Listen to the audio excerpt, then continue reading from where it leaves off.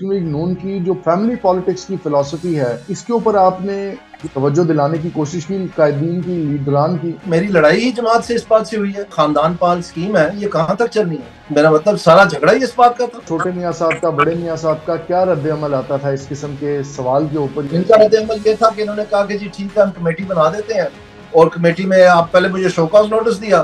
جب show cause notice کا میں نے 5-6 صفحے کا جواب دے دیا، اس کے بعد رات کے اندھیرے میں انہوں نے پھر ریورس مار دیا. نواز شریف صاحب ہے، ان کو اسحاق ڈار صاحب ان کا کان بھرتے ہیں، اور ادھر شہباز شریف صاحب کا کان جو ہے ان کے فائنانس منسٹر بھرتے ہیں. تو یہ ٹوٹل کنفیوژن کا شکار مسلم لیگ نون پھنس گئی ہے بری طرح.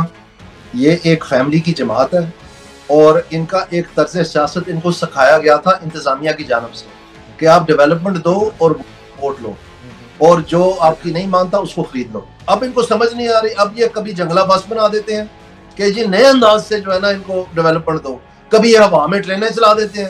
اب وہ بیٹی کہتی ہے کہ جی میں نے ہر گھر میں ہیلی کاپٹر دینا ہے. میں کہتا ہوں آپ ایلون مسک کے راکٹ دے لیں ہر گھر میں.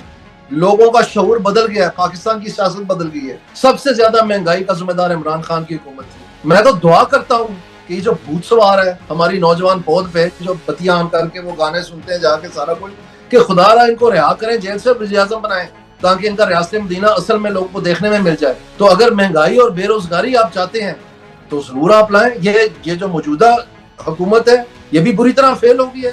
پیپلز پارٹی کی حکومت جو ہے انہوں نے بھی بے پناہ مہنگائی کی تھی اپنے دور میں. بیگ کھولے تو اس میں سے میک ڈونلڈ کے ریپر نکلے ہیں جی ریپر.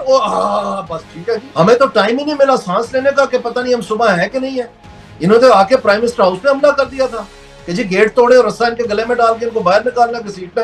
میں سلوٹ کرتا ہوں پی ٹی آئی کے ورکروں کو. آپ یقین جانیں اپنے نقصان اٹھاتے ہوئے یہ آگے بڑھے ہوئے ہیں. گنڈا پور کو بہت آہنی ہاتھوں لے رہے ہیں اور بڑا سویر قسم کا کرٹیسزم گنڈا پور کو برداشت کرنا پڑ رہا ہے. اس ساری سچویشن کو گنڈا پور کے فریم سے آپ کس طرح سے دیکھتے ہیں؟ جی میرے خیال میں گنڈا پور صاحب خود حادثات کے پیداوار ہے. یہ تو اب ہمیں سمجھ آ گئی ہے کہ پی ٹی آئی در حقیقت نام اس کا ہے جن کو کہتے ہیں اندھوں میں کانا راجا. جس دن انہوں نے پی ٹی آئی نے اپنا الیکشن کمیشن کا ہیڈ نکالا تھا نا، وہ جسٹس صاحب جو تھے، جب ان کو فارغ کیا تھا اس دن میرے لیے پی ٹی آئی مر گئی تھی.